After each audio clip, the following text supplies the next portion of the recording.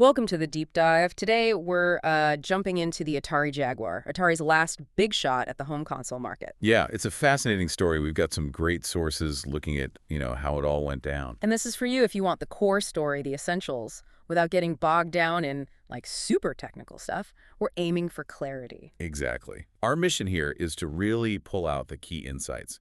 Why did Atari launch the Jaguar? What challenges did it face? And, well, why didn't it ultimately succeed? Okay, so let's set the scene a bit.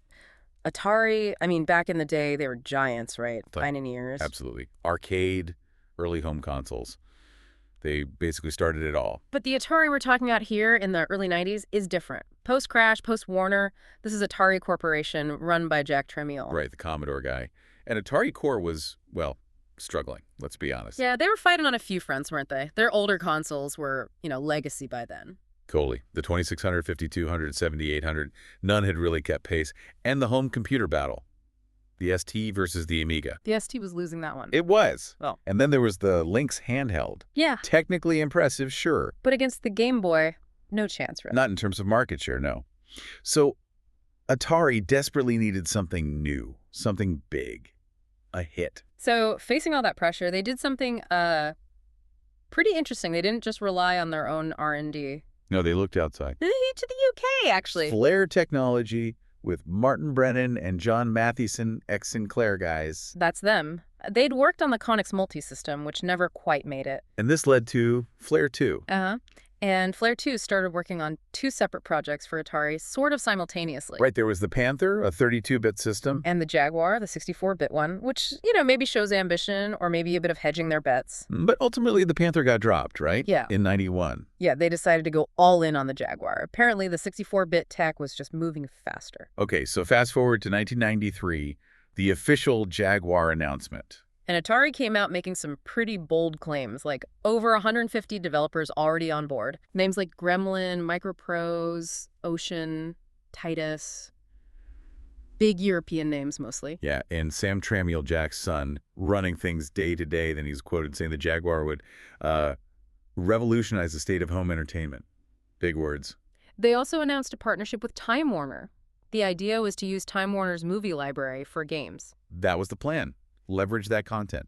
Plus, cartridges initially, but a CD-ROM drive was definitely coming. Yeah. They were talking about the multimedia war. Clearly aiming high, trying to position themselves for the next generation. It certainly generated some buzz. The developer number, Time Warner, the CD plan. It sounded serious. But the question is, could they actually deliver on all that initial promise? Yeah, that's the core of it, isn't it? Looking back, the timing, 1993, it seemed pretty good on paper. You'd think so. Sega's Mega Drive, Nintendo's SNES. Yeah. They were getting a bit long in the tooth. People were ready for something new, more powerful. And Atari made a big deal about manufacturing, didn't they? A $500 million deal with IBM. Yep, and slapping Made in the USA on the box. Bit of patriotic marketing there. But crucially, they weren't the only ones seeing this opportunity. Not at all. 1993 also saw the arrival, or at least the announcement, of the 3DO interactive multiplayer. Ah, yes. Trip Hawkins' venture. Ex-EA boss. Right. And 3DO had a very different approach, licensing the tech rather than just making the hardware themselves, kind of like VHS or CD players. Trying to create a standard. Exactly. And they promised lower licensing fees for developers, which definitely got attention. Lots of initial hype for 3DO.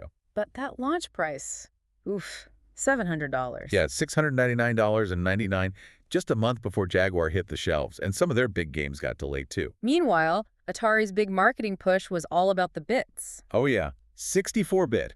That was the mantra, directly comparing it to the 32-bit 3DO. Let's unpack that 64-bit claim, though. It wasn't quite that simple, was it? No, not really. The core architecture was, well, complex. You had two custom 32-bit RIC chips, Tom for graphics, Jerry for audio. Managed by a standard 16-bit Motorola 68000 processor, the same one from the Mega Drive and the ST. Right. The 64-bit part came from the data bus, the pathway connecting memory, and those custom chips. It was 64 bits wide. Sam Tramiel tried to explain it with a PC analogy, didn't he? Saying even Pentium PCs had older 8-bit parts inside. Yeah, trying to justify the label. It wasn't false, but it definitely wasn't a single 64-bit CPU like maybe some people assumed. And Atari's own guys, like John Scrutch, talked about flexibility, like using the audio chip for other stuff. Suggesting it was powerful in unconventional ways. A powerful system, yes, but maybe tricky to program for. So how did developers actually find it? What was their take? It was mixed, actually. Some were really positive initially. Jason Kingsley at Rebellion, they did Alien vs. Predator. He talked about the potential for really detailed 3D worlds. And Jeff Minter, the Llamasoft guy. Oh, Minter loved it. He found it really programmable, fast, especially coming from the ST or Amiga. Very enthusiastic. But not universal praise. Fred Gill, who worked on Cybermorph, the pack-in game. Right, he said it was powerful, sure, but felt underused at first. Like it would take time for developers to really figure it out, to master it. And then there was the controller. Ah, yes, the controller. Only 3 main action buttons. And that giant 12-button keypad, which needed plastic overlays for every game. Definitely a choice. They did release a better Pro controller later, but that initial one got a lot of flack. You also mentioned maybe signs of cost-cutting? Exposed ports, that gap in the casing? Yeah, little things that maybe didn't scream premium product, could have just been design choices, but given Atari's finances, maybe. Okay, so launch day. November 23rd, 1993, North America. $249.99, Yeah. but only in test markets initially New York, San Francisco. And they sold out that first batch, 20,000 units. That's what Atari reported, yeah. And it came bundled with Cybermorph. Which looked impressive compared to 16-bit stuff, right? Lots of polygons. Definitely. Smooth 3D, but it lacks texture mapping, which some early 3DO games did have. So impressive, but maybe not universally cutting edge even at launch. And the big problem, right from the start. Software, or the lack of it. Not enough deep, compelling games. Same issue the 3DO had, really. Plus, Atari's marketing budget just couldn't compete with Nintendo or Sega. No way. Wow. And their reputation.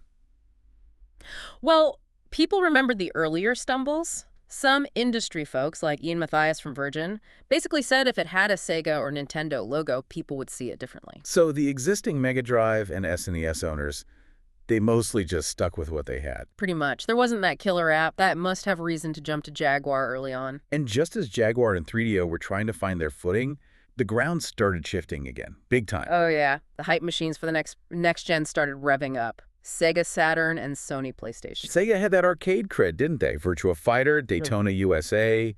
People were excited for Saturn. Huge anticipation. But Sony just changed everything. Newcomers to the console space, but they came in strong.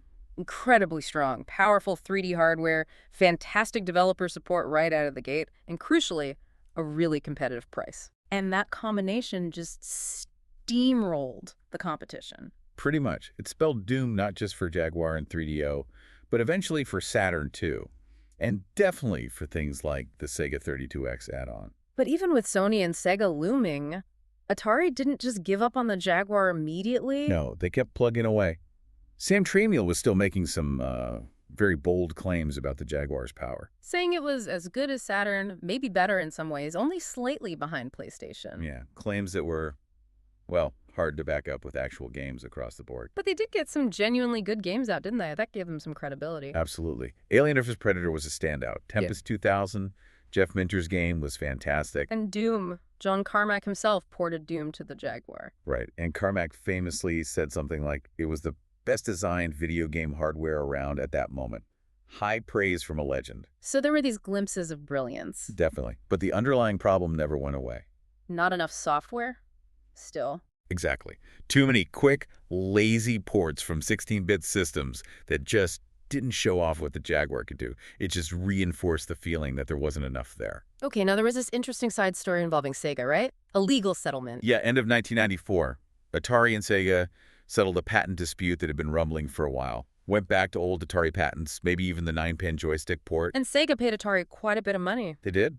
$50 million cash, plus bought $40 million in Atari stock. Some thought Sega just wanted it over with quickly. But the exciting part for Jaguar owners was the software license agreement that came with it. Exactly. Suddenly, there was hope.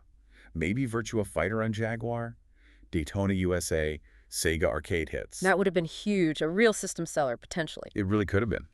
But yeah, it never happened. None of those Sega games ever materialized on Jaguar. Another missed opportunity, like a deal with EA for FIFA that also fell through. Yeah, same story. Close, but no cigar. They just couldn't seem to land those big third-party deals. So what else did Atari try? They dropped the price, right? Yeah, early 95, down to $149.99, trying to make it more appealing. And the CD-ROM add-on finally launched.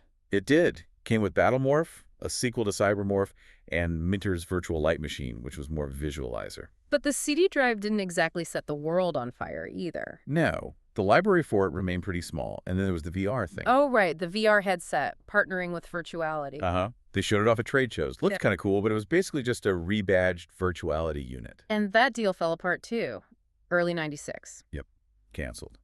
Though Atari claimed they were still working on VR themselves. Seemed unlikely by that point. And around the same time, talk of a successor started surfacing, the Jaguar 2. Yeah, Sam Tramiel actually talked about it publicly, claimed backward compatibility, CD and card support, 3 times the power of the PlayStation. Ambitious stuff. Codenames like Oberon and Puck. Right, part of some midsummer project theme. But, well, it never got past the prototype stage. Because things were really starting to unravel at Atari by then, weren't they? Late 95, early 96. Oh, big time. Sam Tramiel had a heart attack. Jack Tramiel stepped back in fully.